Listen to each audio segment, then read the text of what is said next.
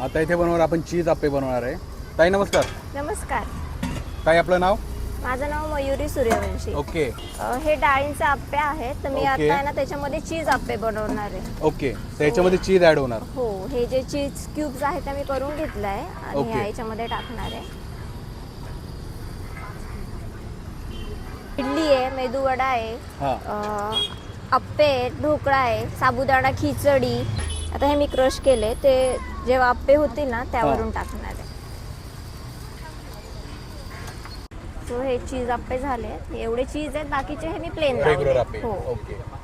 तो आपले चीज आप्पे इथे तयार झालेले आहे. एका प्लेटमध्ये तर 6 आप्पे. हो. यावरून ॲड होणार चीज. क्या बात आहे.